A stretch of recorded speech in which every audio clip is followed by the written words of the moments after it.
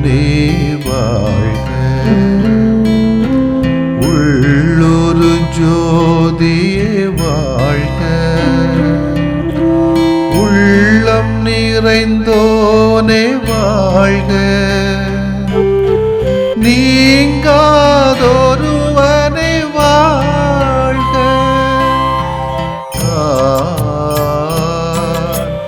ஒளி பொருந்திய அழியாத ஆன்மா.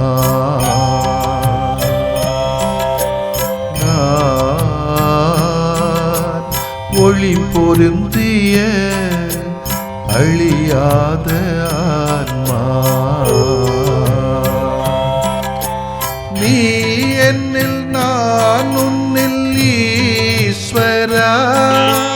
நீ என்னில் நான் உன்னில் ஈஸ்வரா.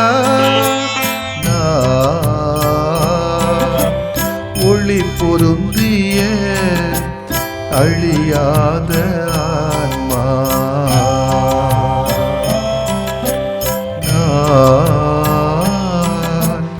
ஒளி பொருந்திய அழியாத ஆன்மா.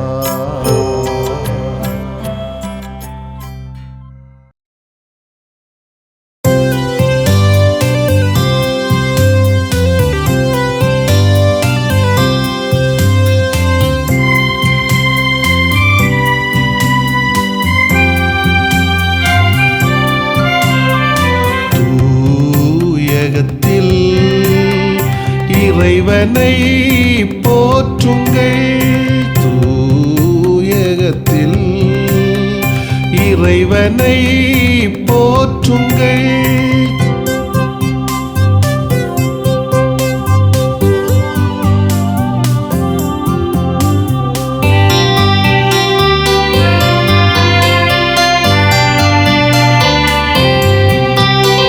வலிமை மிகுந்த உள்ளமதில்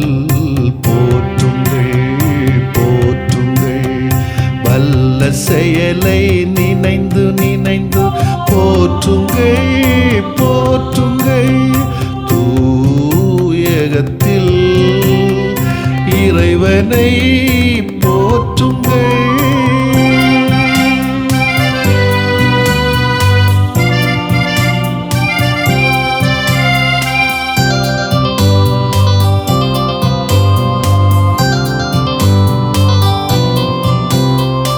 எல்லையில்லா மாண்பை குறித்து போற்றுங்கள் போற்றுங்கள். எக்காலம் முழங்கி அவரை என்றும் போற்றுங்கள் போற்றுங்கள். தூயகத்தில் இறைவனை போற்றுங்கள்.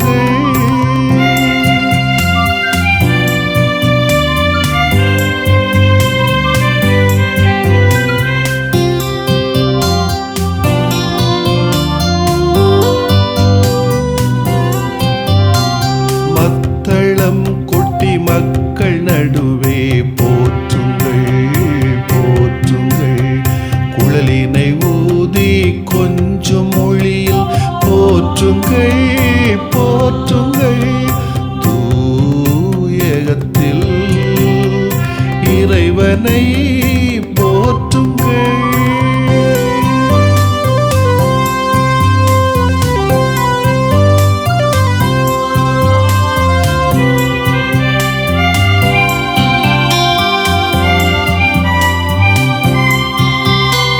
சிலம்பிடும் சதங்கையுடன் போற்றுங்கள் போற்றுங்கள்.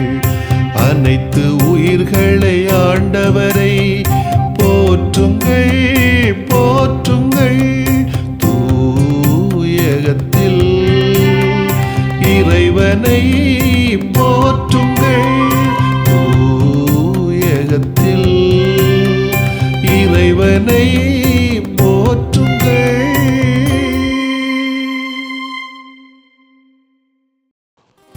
மார்க் நற்செய்தி அலகு 4 இறை சொற்றொடர்கள் 35 முதல் 41 வரை.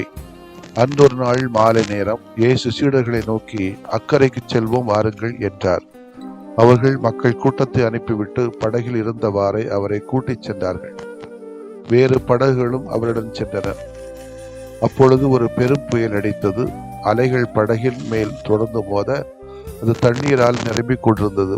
அவரோ படகின் பிற்பகுதியில் தலையணை வைத்து தூங்கிக் கொண்டிருந்தார். அவர்கள், போதகரே, சாகப் போகிறோமே, உமக்கு கவலை இல்லையா என்று சொல்லி அவரை எழுப்பினார்கள். அவர் விழித்தெழுந்து காற்றை கடிந்து கொண்டார். கடலை நோக்கி, இறையாதே, அமைதியாயிரு என்றார். காற்று அடங்கியது. மிகுந்த அமைதி உண்டாயிற்று. பின் அவர் அவர்களை நோக்கி, ஏன் அஞ்சுகிறீர்கள்? உங்களுக்கு இன்னும் நம்பிக்கை இல்லையா என்று கேட்டார். இவர் யாரோ என்று ஒருவரோடு ஒருவர் பேசிக் கொண்டார்கள். ஆண்டவரின் அருள்வாக்கு. இறைவா, உமக்கு நன்றி. கிறிஸ்து இயேசுவில் பிரியமுள்ள சகோதரிகளே, சகோதரிகளே, இறைவனால் இயேசுவின் சீடர்களாக அழைக்கப்பட, இயேசுவின் பணியை தொடர்ந்து ஆற்ற ஓரிடத்தில் மட்டுமல்ல, அக்கறைக்கும் இக்கரைக்கும் செல்ல வேண்டிய நிர்பந்தம் வருகின்ற பொழுது சென்றாக வேண்டும். எவ்வளவுதான் கடினங்கள், துன்பங்கள், துயரங்கள் வந்தாலும் அந்த கரைக்கு சென்று எல்லா மக்களுக்கும் தன்னுடைய பணி ஆற்ற வேண்டும். கடினங்கள் இருந்தாலும், அதை துன்பங்கள் வந்தாலும் அதை ஏற்றுக்கொண்டுதான் ஆக வேண்டியிருக்கும். காற்றை போல, கடலை போல, பெருமலைகளைப் போல துன்பங்கள் நேரிடினும் விழிப்பாக இருந்து இறைவன் மீதும், அழைத்த இயேசுவின் மீதும், அன்னை மீதும், நான் நம்புகின்ற இளைஞர்கள் மீதும் நம்பிக்கை கொண்டோம் என்று சொன்னால், இவர்கள் நம்முடைய இலக்கு மக்கள் என்று சொன்னால், அவர்களுக்காக வாழ வேண்டியது என்று சொன்னால், அங்கேதான் ஒரு நிறைவு கிடைக்க முடியும் என்பது எனக்கு இந்த வாசகத்தை வாசிக்கிற பொழுது வந்த உணர்வு.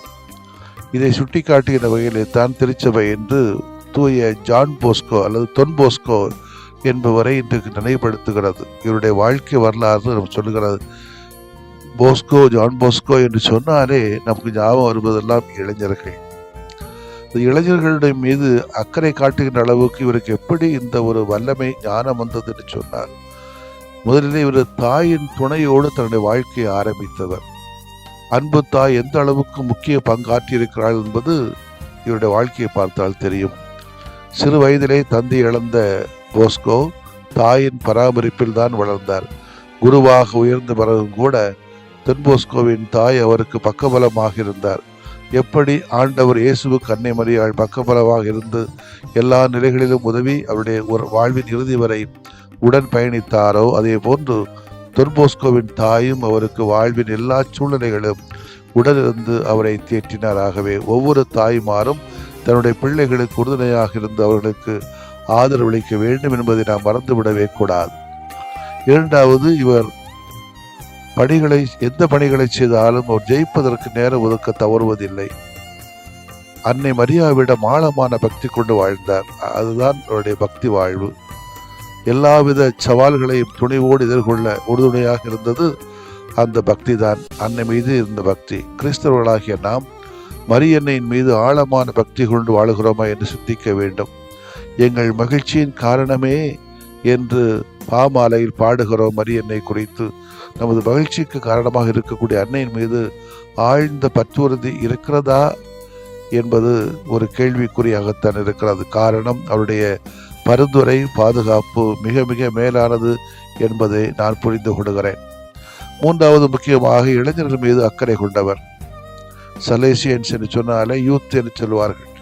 தொன்போஸ்கோ இளைஞர்களுக்காக தன்னுடைய வாழ்வை அர்ப்பணித்தார் என்று சொன்னால் அது மிகையாகாது. அவருடைய காலத்திலே வழி தவறி அலைந்த ஆடுகளான இளைஞர்கள் மீது அவர் அன்பும் கரிசனையும் கொண்டு வாழ்ந்தார். அவருடைய வாழ்வு ஏமாற்றம் பெற அல்லது வழி கொடுக்காமல் ஏற்றம் பெற தன்னுடைய உடல், பொருள், ஆவி அத்தனையும் கொடுத்தார். அதனால் அவர் இளைஞர்களின் பாதுகாவலராக விளங்குகிறார். நம்முடைய சமுதாயத்தில் கூட இளைஞர்கள் எங்கேயோ கைமாறி போகிறார்கள். இவர்களை நம்முடைய பாதைக்கு கொண்டு வர வேண்டும் என்று சொன்னால் அழைக்கப்பட்ட பலர் தேவைப்படுகிறார்கள். இன்றைக்கு ரசிகை கூட்டத்துக்கு, போதை பழக்கத்திற்கு, ஏதோ பிறந்தோம் வளர்ந்தோம் என்று சொல்லுகின்ற தாந்தோடித்தனமான வாழ்வுக்கு இரையாகி செல்லுகிற இந்த இளைஞர்களை இயேசுவின் பக்கம் கொண்டு வரக்கூடிய சூழ்நிலையை நாம் ஒரு சவாலாக எடுக்க வேண்டி இருக்கிறது. நாளிலே இந்த சமூகத்தின் அவலங்களை, அக்கிரமங்களை உலகிற்கு வெளிச்சம் போட்டு காட்டுகிற ஒலிபெருக்கிகள் இந்த இளைஞர்கள் என்பார் தந்தை பெரியார். அதே போன்று நாம் நியாயத்தை நிலைநாட்ட துடிக்கக்கூடிய நேரிய உள்ளமும் அநீதிக்கு சிறதலும் அடிபடியாத இரும்பு நெஞ்சமும் நாளைய உலகை நலமாக்கக்கூடிய நம்பிக்கை சுடர்களும் இந்த இளைஞர்கள் என்று கூட கவிஞர்கள் சொல்லுவது உண்டு. ஆகவே நம்முடைய ஆற்றலும் வல்லமையும் புரிந்து கொண்டவர்களாய் இளைஞர்களை சரியான முறையிலே பயன்படுத்தி வழிநடத்தி ஈடுபடுத்தி தொன்போஸ்கோவை போன்று இந்த சமூகத்தை புது பொலிவு பெறச் செய்ய நாம் அக்கறைக்கு செல்வோம். வாருங்கள். ஆமேன். மன்றாடுவோமாக. அழைத்தலின் ஆண்டவரே இறைவா, அக்கறைக்கு செல்ல நீர் தந்த அழைப்புக்காக நாங்கள் நன்றி செலுத்துகிறோம். எங்கள் மத்தியிலே மிக அவல நிலையில் வாழுகின்ற இளையோர் இளம்பெண்களுக்காக நாங்கள் மன்றாடுகிறோம். உம்முடைய திருமகனுடைய பாதையிலே அடி நடந்து வந்து நீ விரும்புகின்ற சமூகத்தை உருவாக்குகின்ற நல்ல பிள்ளைகளாக நற்கருவிகளாக அழைப்பை அதிகமாக ஏற்றுக்கொள்கிற உண்மையை புரிந்து கொள்கிற நேர்மையான பிள்ளைகளாக இந்த உலகத்தில் வர அவர்களை தேவையான ஆசீர்வாதங்களை தாரும். எல்லா பணிகளுக்கும் மத்தியிலும் உமக்கும் எங்களுக்கு நெருக்கமானவர்களுக்கு நேரம் ஒதுக்கி தரித்திருக்க உறவை மேம்படுத்த இறைவேண்டல் செய்கின்ற சூழலையும் எங்கள் மத்தியிலே உருவாக்கியவர்களும் குறிப்பாக இளையோர்கள் எத்தனை மணி நேரம் இன்றைக்கு ஜெபிக்கிறார்கள் என்று கேட்டால் நிச்சயமாக ஆண்டவரே கேள்விக்குறியாகத்தான் இருக்கிறது. என்னதான் பணிகள் இருந்தாலும் வாழ்வு நிலைகள் இருந்தாலும் கொஞ்ச நேரமேனும் ஒரு நாளிலே ஜெபிக்கக்கூடிய பிள்ளைகளாக எங்கள் இளையவர்களை மாற்றும், சமூகத்தையும் திருத்தும். ஆமேன்.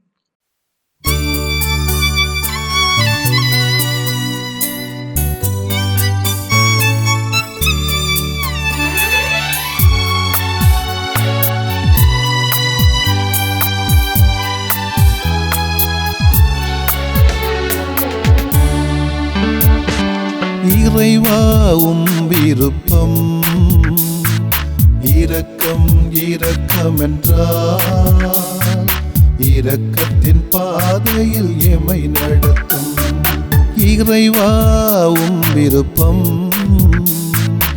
இரக்கம் இரக்கம் என்றால் இரக்கத்தின் பாதையில் எமை நடத்தும்.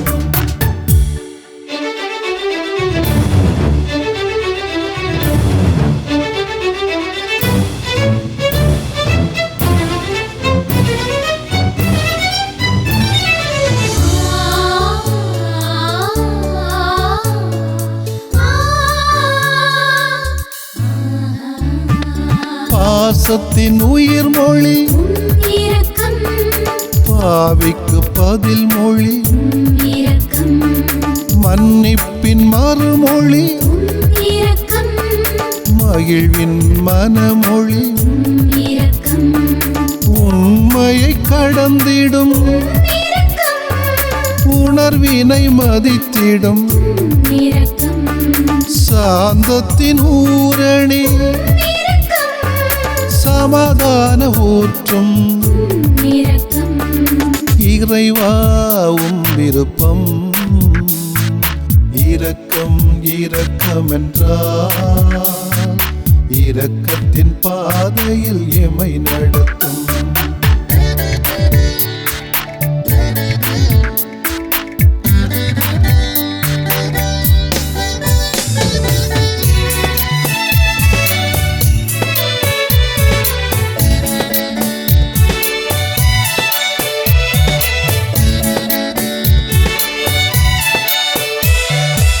புதுமுறை நற்செய்தி இரக்கம், புதிய முயற்சியும் இரக்கம், திருஅவை வாழ்வு இரக்கம், திருவருள் வழிபாடு இரக்கம், பிரிவினை தாண்டும் இரக்கம், பிறர் அன்பை தூண்டும் இரக்கம், மானுட வரலாறு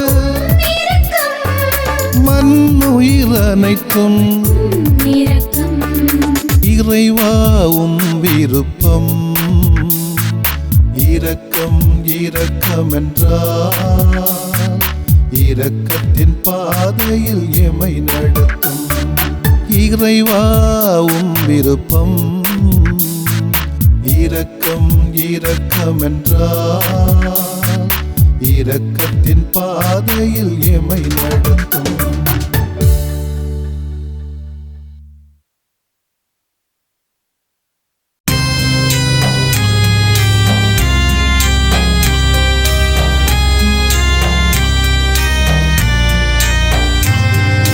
மாண்புயரிவருள்ளடையாளத்தை தாழ்ந்து பணிந்து ஆராதிப்போ. பழைய நியம முறைகள் அனைத்தும் இனி மறைந்து முடிவு பெறுக. புதிய நியம முறைகள் வருக. புலன்களாலே மனிதன் இதனை அறிய இயலா. குறைகள் நீக்க நம்பிக்கையின் உதவி பெறுக.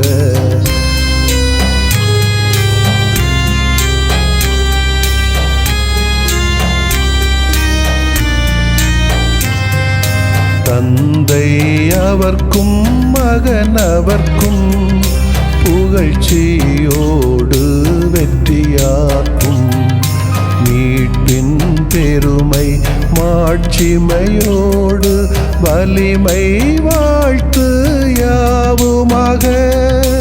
இருவரிடமாய் வருகின்றவராம் தூய ஆவியானவர்க்கும் அளவில்லாத சமப்புகழ்ச்சி என்றுமே உண்டாகுக. ஆமென்.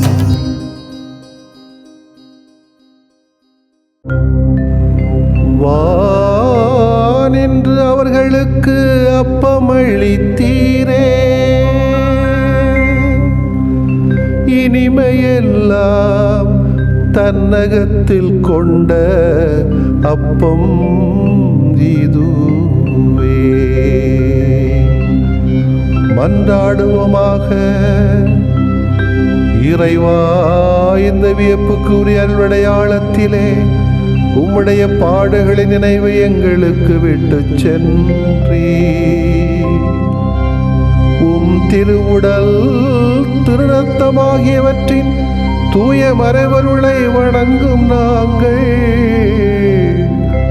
உமது மீட்பின் பயனை இடைவிடாமல் துய்த்து உணர்ந்து மகிழ அருள்வீராக.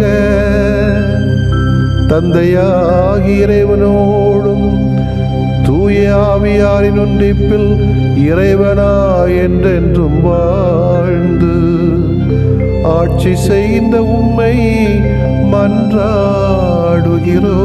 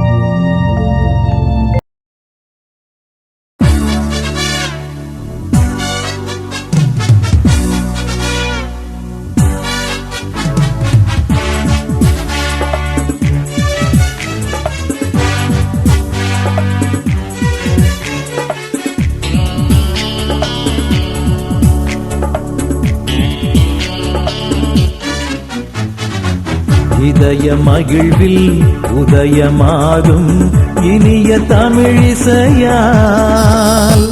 மனித வாழ்வில் மாண்பு சேர்த்த புனிதரை புகழ்வோம் நாம். இதய மகிழ்வில் உதயமாகும் இனிய தமிழிசையால் மனித வாழ்வில் மாண்பு சேர்த்த புனிதரை புகழ்வோம் நாம்.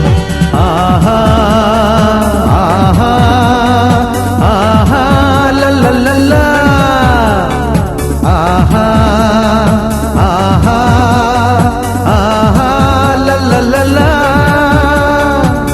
இதய மகிழ்வில் உதயமாகும் இனிய தமிழிசையால் மனித வாழ்வில் மாண்பு சேர்த்த புனிதரை புகழ்வோம் நாம்.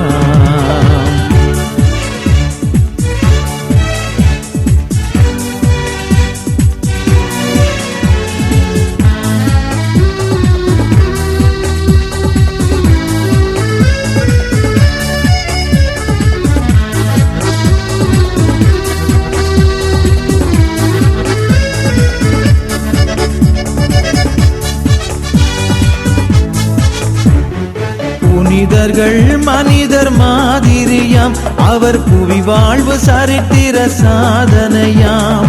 கடவுளின் விருப்பம் ஏற்றவராம், தம் கடமை பிறர்பணி என்றவராம். துணிந்து ஏற்றார் நம் புனிதர், அதை பணிந்து ஏற்கும் நம் சபையோ. துணிந்து ஏற்றார் நம் புனிதர், அதை பணிந்து ஏற்கும் நம் சபையோர். நாம் தேசத்தில் நேசத்தின் சாட்சிகளாம், நம் தேடல்கள் இறைமையின் காட்சிகளாம். இதய மகிழ்வில் உதயமாகும் இனிய தமிழிசையால் மனித வாழ்வில் மாண்பு சேர்த்த புனிதரை புகழ்வோம் நாம். ஆஹா ஆஹா ஆஹா லல்லல்லா ஆஹா ஆஹா ஆஹா லல்லல்லா.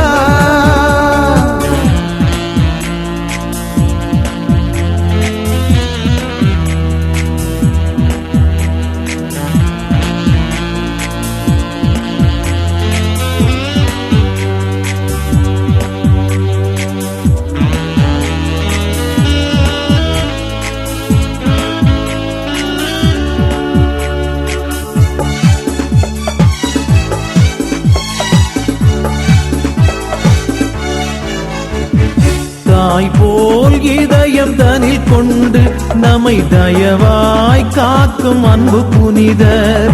தீமைகள் எதுவும் நம்மை தொடரா, நம் தூயவர் வழிதனை தினம் தொடர்ந்தால் வாழும் வாழ்வு பிறர்க்கின்றே என வாழ்வோர் வாழ்வில் இறப்பில்லை. வாழும் வாழ்வு பிறர்க்கின்றே என வாழ்வோர் வாழ்வில் இறப்பில்லை. இங்கு வாழ்ந்திடும் நாம் எல்லாம் இறை கரங்கள், நம்மை வாழ்த்திடும் இறைவனின் அருள் வரங்கள். இதய மகிழ்வில் உதயமாகும் இனிய தமிழிசையால் மனித வாழ்வில் மாண்பு சேர்த்த புனிதரை புகழ்வோம் நாம். இதய மகிழ்வில் உதயமாகும் இனிய தமிழிசையால் மனித வாழ்வில் மாண்பு சேர்த்த புனிதரை புகழ்வோம் நாம்.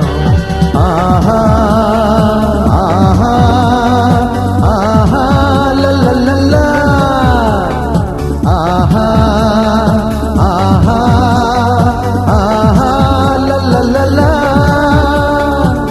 இதய மகிழ்வில் உதயமாகும் இனிய தமிழிசையால் மனித வாழ்வில் மாண்பு சேர்த்த புனிதரை புகழ்வோம் நாம்.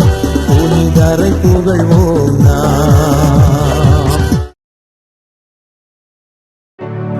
நிலையான புகழுக்குரிய தூய இறை நன்மைக்கு எல்லா காலமும் தொழுகையும் புகழும்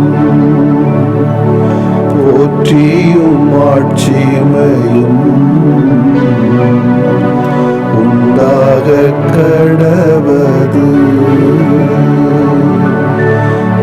புகழ்ச்சியும் ஆட்சிமையும் உண்டாக கடவது. தந்தை, மகன், தூய ஆவியாரின் பெயராலே ஆமென்.